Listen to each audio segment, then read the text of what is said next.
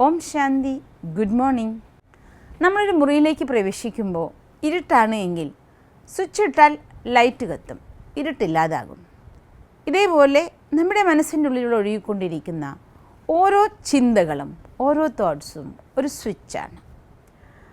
ഒരു തോട്ട് എൻ്റെ ഉള്ളിൽ ജനറേറ്റ് ചെയ്യുന്ന സമയത്ത് അതിൽ നിന്നൊരു സൂക്ഷ്മമായ പ്രകാശം അത് ചുറ്റുപാടും പരക്കാൻ തുടങ്ങും. ഒരു വിത്തിൽ നിന്ന് വൃക്ഷമുണ്ടാകുന്നത് പോലെ തന്നെ ആ സങ്കല്പം സംഭവിക്കാൻ ഉള്ള ഒരുപാട് കാര്യങ്ങൾ സൂക്ഷ്മമായി ഒരുങ്ങാൻ തുടങ്ങും. ആ സങ്കല്പമാകുന്ന വിത്തിൽ നിന്ന് ഒരു വൃക്ഷം ഉണ്ടാകാൻ ആരംഭിക്കും. കുറച്ച് സമയം കഴിഞ്ഞ് അതിന് വിരുദ്ധമായ വേറൊരു തോട്ട് നിങ്ങൾ ക്രിയേറ്റ് ചെയ്താൽ, നേരത്തെ നിങ്ങൾ ഏത് സങ്കല്പമാണോ ക്രിയേറ്റ് ചെയ്തത് ആ വിത്തിൽ നിന്ന് വളരാൻ തുടങ്ങിയ ആ വൃക്ഷം അവിടെ ക്യാൻസലായി പോകും. അതുകൊണ്ട് ഉള്ളിലുദിക്കുന്ന സങ്കല്പങ്ങളെ വളരെ ശ്രദ്ധയോടെ ഉപയോഗിക്കൂ. ശ്രേഷ്ഠമായ രീതിയിൽ സങ്കല്പങ്ങളെ ക്രിയേറ്റ് ചെയ്യാൻ വേണ്ടി ശ്രദ്ധിക്കണം.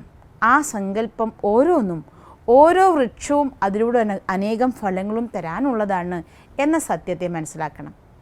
അതുകൊണ്ട് തന്നെ സങ്കല്പശക്തിയെ വളരെ സൂക്ഷ്മമായ രീതിയിൽ ശക്തമാക്കാൻ നമ്മൾ തയ്യാറാകണം.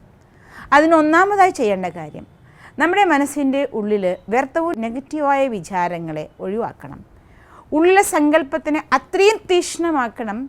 ഞാനൊരു സങ്കല്പം വിചാരിക്കുമ്പോൾ അതിൻ്റെ പ്രഭാവത്തിൽ എൻ്റെ എതിരായി നിൽക്കുന്നു എന്ന് കണക്കാക്കപ്പെടുന്ന ആളുകൾ പോലും എനിക്ക് പോസിറ്റീവായ രീതിയിൽ എന്നെ അനുകൂലിക്കുന്ന രീതിയിൽ ചിന്തിക്കാൻ അവർ തയ്യാറാക്കണം.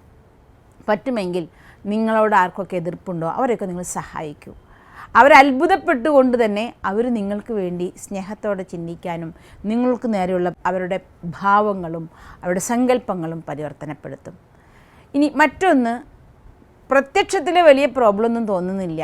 അത് അത്തരം ചിന്തകളാണ് വ്യർത്ഥ ചിന്തകൾ. പക്ഷേ ആ വ്യർത്ഥ വിചാരങ്ങളൊരു പ്രഭാവം നമ്മളറിയാതെ നമ്മുടെ ഊർജ്ജത്തെ ചോർത്തിക്കളയുമെന്നുള്ളതാണ്. അതുകൊണ്ട് വ്യർത്ഥ ചിന്തകളെ ഒഴിവാക്കണം. ഇനി മൂന്നാമതായി നമ്മൾ ചെയ്യേണ്ട മറ്റൊരു കാര്യം, മെഡിറ്റേഷനിലൂടെ നമ്മുടെ സങ്കല്പത്തിനെ പവർഫുള്ളാക്കണം.